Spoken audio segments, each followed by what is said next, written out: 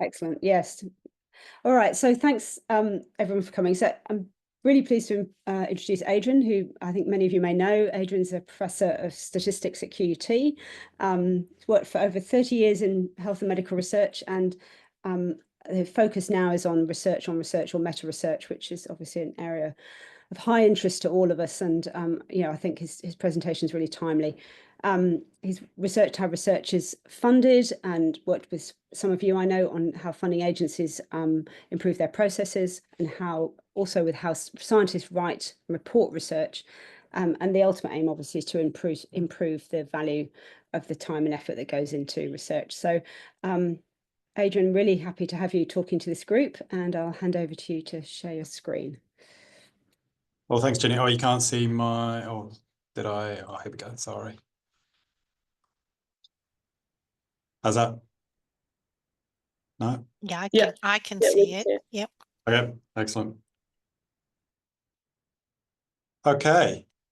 When do we use lotteries to pick apart people or football matches?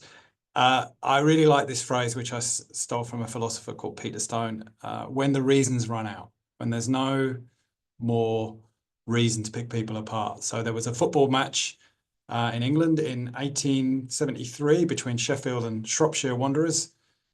The game had ended in a draw twice. The teams couldn't be picked apart. So after an evening at the local pub, the two captains decided on the basis of a coin toss who would go through to the next round, partly because back then, I mean, all the footballers had jobs and had to go on the train and it was getting expensive. So that was considered the fairest way of doing it. And they're actually going to make a statue to commemorate this event in Sheffield. Places on medical degrees. This has been done for decades in Sweden and the Netherlands. So lots of people want to do medicine because it's a great career and a fantastic way to help people, but there just aren't enough places to go around. How do you pick apart a whole load of young kids who have all got excellent grades? It's impossible. It's impossible to predict who's going to become the best doctor. So this has been done in Sweden and Netherlands and is considered a fair system there. As well as good things, it's been used in the USA and Australia for bad things with birthday lotteries for military conscription. So again, a very difficult decision.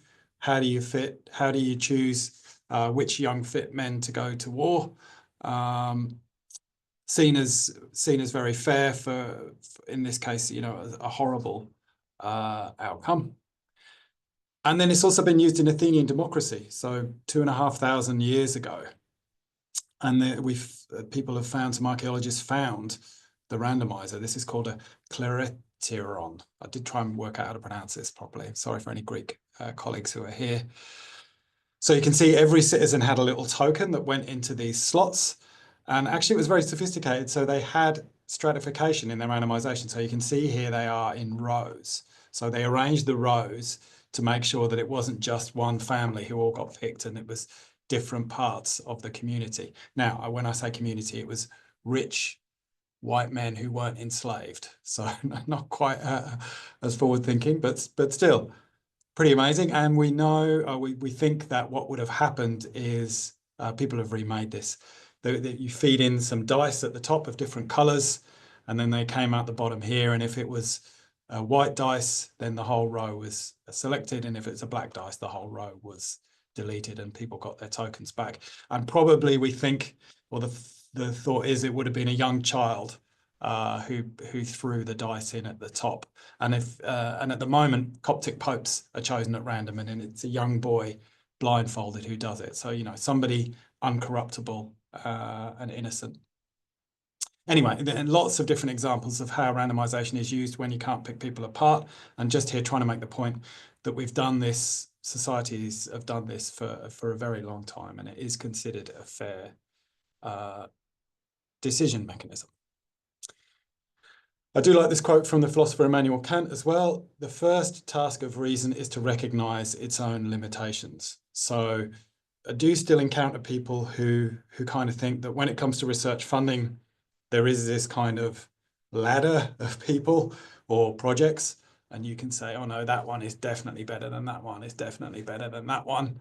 I don't think anybody who sat in a panel meeting or tried to pick apart 20 or so applications would would say that, look, that's just impossible. You're dealing with very complicated applications, looking at all sorts of different things with different risks and rewards, and it is just impossible. Maybe at best we can get a sort of, look, this definitely isn't ready, definitely not fundable, and maybe sometimes we think there are these top ones that you read occasionally that are just like so fantastic that you feel like they have to be funded.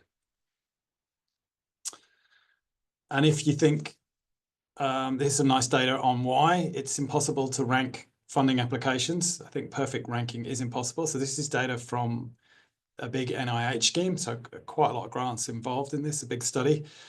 And what they did was they looked at the scores of grants. So these are only grants that were funded. So what we've got here up at the 0, a low score, a low number in the NIH is confusingly the best thing you can be. So up here around the 0s, we've got those grants that had outstanding scores, you know, absolutely aced it. And then all the way down to here to the sort of 20th percentile, we've got those that just made it over the line. So if our scoring systems were good at picking winners, we would have thought that there should be, you know, quite a severe slope here. Now that you can see there is a positive slope, so we've got two outcomes here. We've got the number of publications and the number of citations. So we can see those ones at the top did do slightly better on citations, and but it's a very weak slope, and certainly down here, not much difference really in terms of the number of publications and citations. So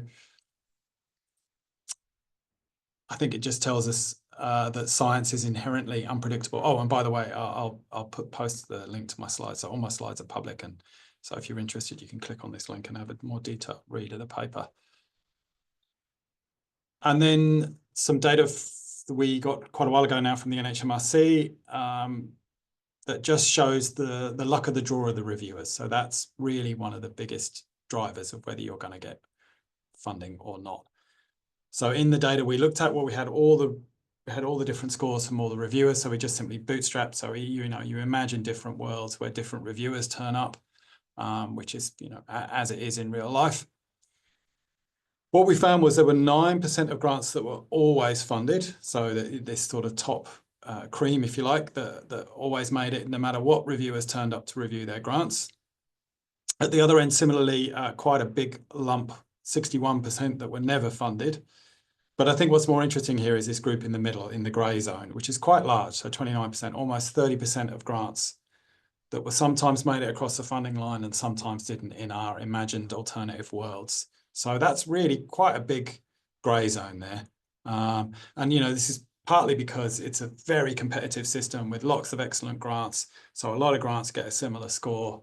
A lot of grants look similar, and whether they get funding or not, you know, really is on a knife edge decision for some of them, and definitely depends on who reviewed their grant. Okay, a nice story about Katalin Karika, who's recently won the Nobel Prize. She had an outlandish idea to use messenger RNA as a medicine, and it now delivers vaccines too. She applied for an NIH scheme where there were 7 applications and that there was funding for 6. So she was the only one that wasn't funded, which is pretty amazing considering that idea then went on to win the Nobel Prize. Possibly, it's hard not to think that maybe there was some sexism involved there. But, you know, if this was done at random, in 6 of those 7 worlds, she would have got the funding and maybe we'd have had this messenger RNA way of delivering vaccines much earlier than we did. As it turns out, the pandemic sped this along, and, you know, I think it was the Moderna vaccine was based on this idea and worked very well and saved millions of lives. So what's the main point here? Oh, and just to say as well, yeah, anyway, if you're interested in this story, Katalin's written up she was just a very incredibly determined researcher who encountered a massive amount of failure and had a very interesting technique of basically using very successful men on who she piggybacked. That was the only way that she was able to succeed. But now she's a Nobel Prize winner, so I'm sure she's doing okay now. I did mention sexism. I don't think we should think that's gone away. So, you know, again, the random funding could help possibly with things like, I think it would help with things like that. We still see, you know, women still do most of the child caring and caring for elderly relatives. So, you know, women's CVs can take that small dent where they spend time doing non-scientific stuff. And that, you know, given this very tight funding line, that can be a killer. There's a lot of inefficiency in funding applications, unfortunately, because, you know, these things are complicated. They tend to have very long forms. And some of them go way over the top. So there's a thing called, I'm going to pronounce this wrong as well, a Szilard point. And that's where the expenses incurred in obtaining a grant are equal to the value of the grant awarded. So this Szilard was a researcher and novelist. And in this novel, there's a baddie, a James Bond type baddie who wants to destroy research. So the way he does it is that he creates all these funding schemes where there's a very low success rate, but a very big price. So all these scientists spend all their time applying and not actually doing work. So this is actually a sort of Bond villain. But unfortunately, it does happen in real life. We've had an Axbury Fellowship here in Australia with 100 and 160 applications in 2 separate years, and only one award of $25,000. So if every applicant spends about 2 days on the application, which involved a video and very sorry. Diligent Fire is conducting a test of the fire evacuation system. Please disregard all alarms and tones. I repeat, this is a test and a test only. You do not need to respond. Sorry, so there'll be some sirens in a second. I'll mute while the sirens are on. And then similarly, a Johnson & Johnson Fellowship for Women in STEM, 650 applications and 6 awarded. So again, a less than 1% success rate and just wasting a lot of people's time, unfortunately, and not crossing the Szilard point. Who has used a random allocation lottery? Well, quite a lot of people now, including the Health Research Council of New Zealand. Oh, hang on.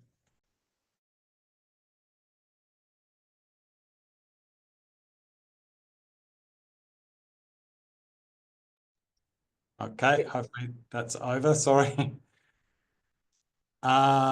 Quite a lot of different funders, universities, scientific societies, and you can see this is quite a big list and is growing all the time.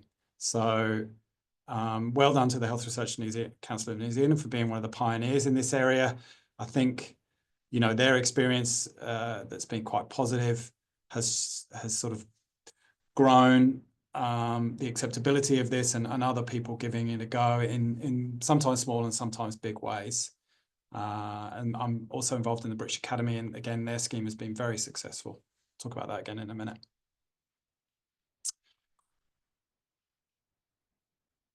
And yeah, the New Zealand Health Research Council scheme, it was a very interesting scheme. So it's a fellowship for 170,000 New Zealand dollars. I've translated that to pounds, don't know why, sorry. And, you know, the peer reviewers looked at 2 yes/no criteria, so much simpler than sort of scoring applications. And they were basically, is the research potentially transformative? Have your attention, please. Your attention, please. Sorry.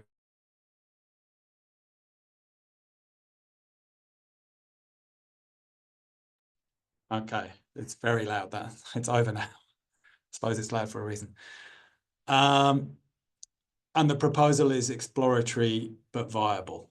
So this was you know, the random allocation was applied to the Explorer grant scheme. So yeah, a scheme that was deliberately looking for more risky applications, which I know the New Zealand Health Research Council felt was well suited to a lottery because, you know, you're looking at high risk, high reward schemes, which are likely even more unpredictable than your sort of more everyday science.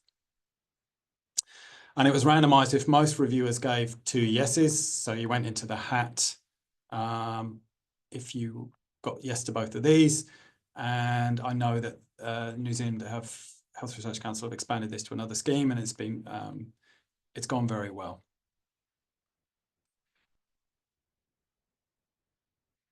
We surveyed applicants, obviously an important group to engage with, and we found that randomization was an acceptable method with 63% in favour and 25% against.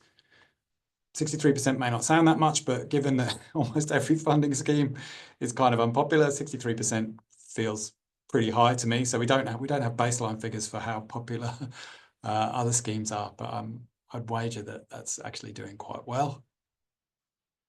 And then really interesting that researchers wanted the ineligible applications to be excluded and outstanding applications funded, so that the remaining applications were truly equal. So happy to be in a lottery as long as I'm in with all the other grey zone ones. So we still, obviously, we're not talking about a full lottery for everything. We still have to have peer review.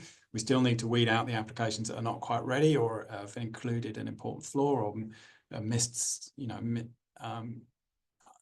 answered an already answered question or made a basic mistake. And then also it's interesting that people would still like to be, for those ones that are truly outstanding, to be funded, so that you're definitely in that grey zone. Now, whether we can actually predict those truly outstanding ones, as we've seen in the data, I'm still a bit agnostic about that, but that was the feeling of the researchers. Need to respect that feeling. And then it was quite funny. I mean, there was greater support for randomization amongst those that won funding at random.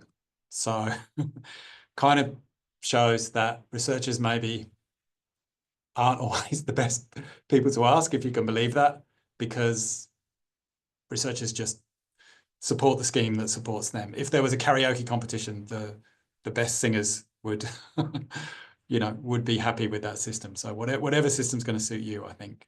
It's hard for researchers, I think, to be truly objective in this area, because it controls our careers and the careers of those people that we of our early career researchers and the people we look after. So and there is a lot of pressure and a lot of feeling in this area.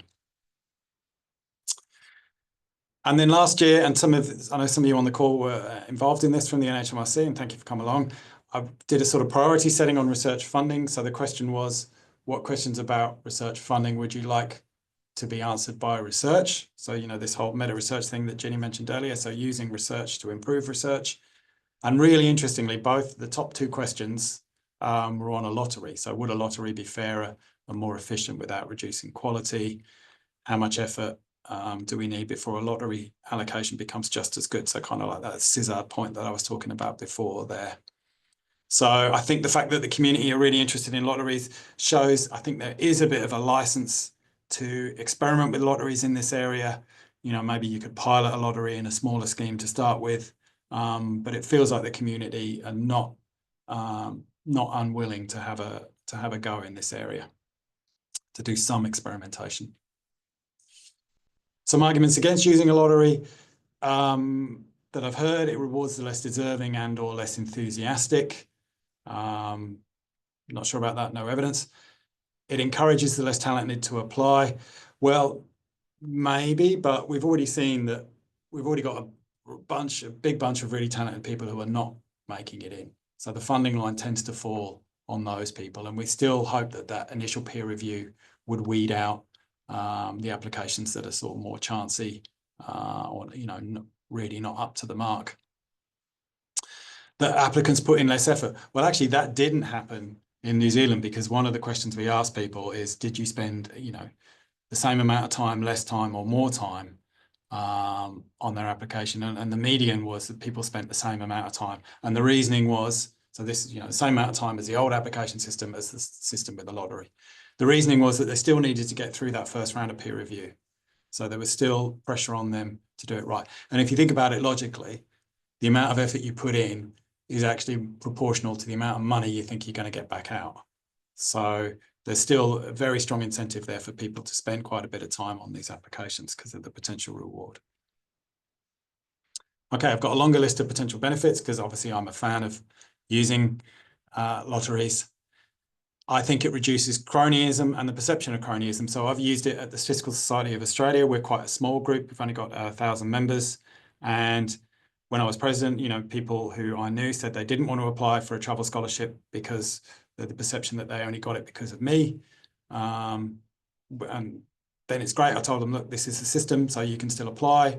And I felt a lot more comfortable when somebody I did know won the grant as well. So I think in small areas, and Australia and New Zealand, can both be quite small communities, I think it's a great way of reducing that. And that this sort of idea can be, I've talked to people at conferences, this sort of idea that there are these cliques is quite destructive to the community and does eat away at trust in the community. So I think that's quite a potentially decent benefit. On the other hand, I think I have heard some people that they don't believe it was random. So we have been thinking about ways to make the randomization more open. And interesting ways to do that, maybe even giving people an actual sort of electronic ticket. Okay, this is a fairly big benefit. I think it increases diversity in applicants and winners. So we've got some very early data from the British Academy, which we're hopefully going to send for publication soon. What we found was when the British Academy, so that was an existing scheme, they changed from a sort of pure peer review scheme to the conditional lottery with the first round of peer review and then everybody into a hat. The number of non-white applicants, so specifically British Asian applicants and Black British applicants, has increased. And we believe, we don't know, but we believe that's because both those groups possibly perceive the previous system to be unfair to them in some way. So as soon as they heard it's a lottery, they were more willing to put their hat into the ring because more of them applied by virtue of that and their applications being good enough, more of them won. So that, I think, is an incredible way to increase diversity, equity, and inclusion without some of these policies that we have at the moment where scores are adjusted afterwards. Those kind of policies can be politically unpalatable. They also can be unpopular sometimes amongst the winners because they get the stigma of, oh, well, you only won because your score got boosted after the fact. So this could be a really interesting way to get the diversity that we need in funding with a much simpler way and a much more politically palatable way. It reduces application and review costs. Well, actually, the application costs maybe not, because we've seen from the only evidence we have there is from New Zealand where people actually put in the same amount of time. Review costs maybe, because it's a lot easier to just say whether you think somebody, to say whether somebody's eligible or not, as compared to putting them on this very fine, very fine grading scoring system. It acknowledges that science is unpredictable. And I think this is a great thing. It is wonderfully unpredictable. Caitlin Carrico will tell you about that. You know, nobody believed her wacky idea. Other people out there probably had wacky ideas that were terrible. It's very hard to pick apart these seemingly crazy ideas that are a breakthrough or not. The only way to find out is to actually do it. But it's honestly one of the nicest things about science in a way. So let's acknowledge that. It reduces the stigma of failure. So this is really interesting. People have said, I felt better being rejected by a lottery than I did by a person. So, you know, you get graded as good enough. If you make it over that first hurdle, you get sent a letter saying you were graded as fundable, but you missed out because of a lottery. So again, reducing this idea that it was, you know, a particular person in the community who put you down. It was actually just random luck. It might reduce the Matthew effect. So that's where, you know, the rich get richer. Once you get funding, you just tend to get more. We've seen that in some data. Although I don't know whether, I've been meaning to check whether people who win funding at random actually write it on their CV to say asterisk won at random. Probably not. And then this is another potentially huge benefit. We know there is a perception that to get funding, you have to put forward relatively safe ideas, ones that aren't going to get shot down by peer review for being too risky. So if you know you've only got to meet a sort of minimum bar, applicants might try more innovative ideas. The benefits of that could be potentially huge because science could move faster.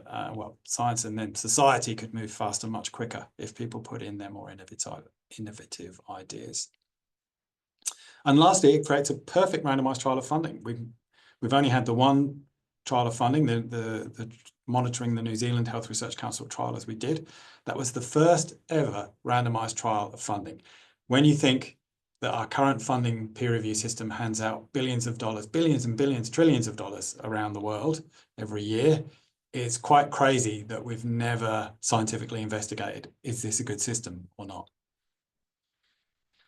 And then just to show you how powerful these trials can be, so because doctors in Sweden are randomized, we've had a perfect randomized trial of, does having a doctor in your family increase your life expectancy?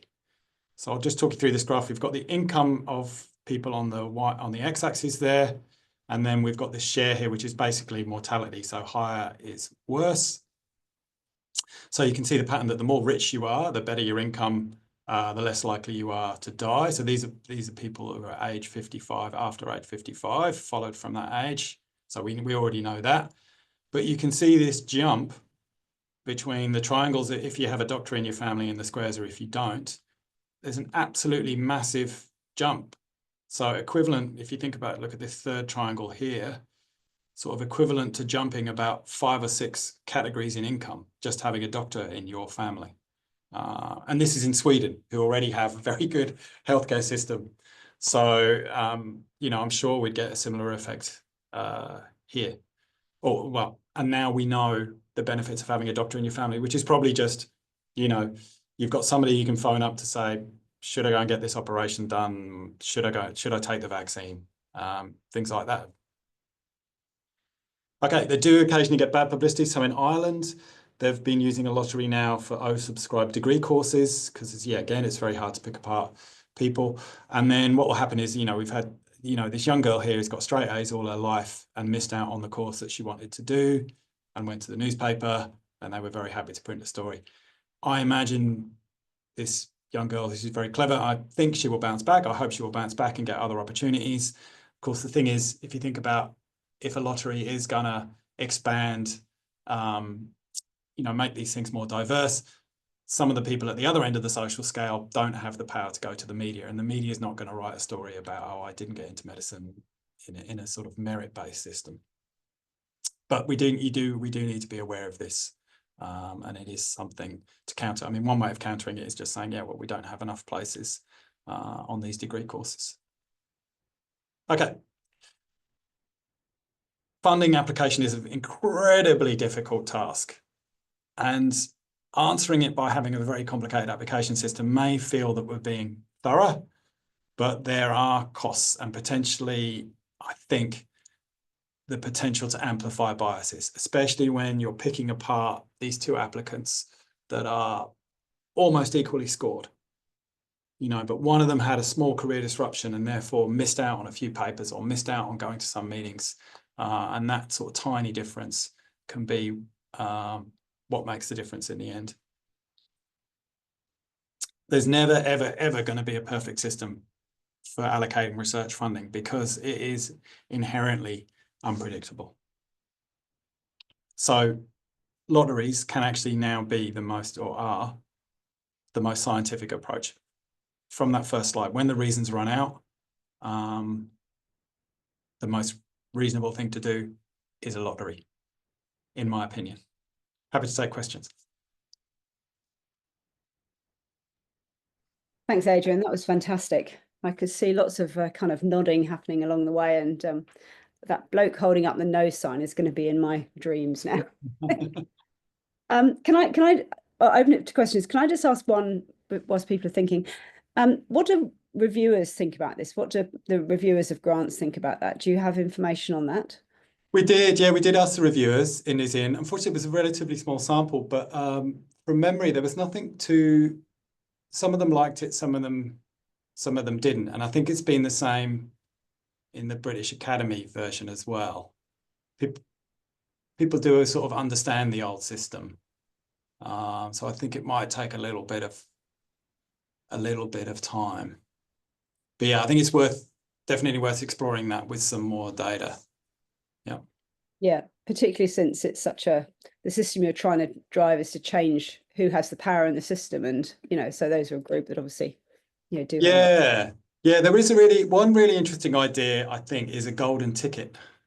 So if you're, and maybe you'd have to have a minimum number, but let's say you review like 15, you get given a golden ticket. So one of the people you review will definitely get funded if you want to award a golden ticket. The one reason I kind of like that is it's kind of very motivating to reviewers. You know that at least one grant that you really like will, and I've certainly had those situations where I've read a grant that I really like and I know it's going to do really badly because it's high risk. You know, it'd be nice to have rewarded that grant, but anyway, that's a slightly different idea. Or, you know, it may be we're also looking at, we're doing some research on, it may not just be a straight yes, no. Yeah. You may be able to award 2 tickets to a grant if you really want to. How many tickets do you think this grant should get in the lottery? So you still have randomness, but then you're still able to give some people more of a chance. And you could even have a system. Let's say somebody's applied 3 years in a row, been in the lottery for 3 years and missed out every time. You could give them an extra ticket on their 3rd year, 4th year, you know, that. So yeah, we're going to try and actually we want some funding in the UK to look at this, to try and figure out, lotteries are perceived as fair, but are there ways we can weight it to make it even fairer in the eyes of the community? Yeah, fantastic. So questions from anyone else? I'd be keen to hear what the Health Research Council folk think about it, since you've got experience here. I think it was really interesting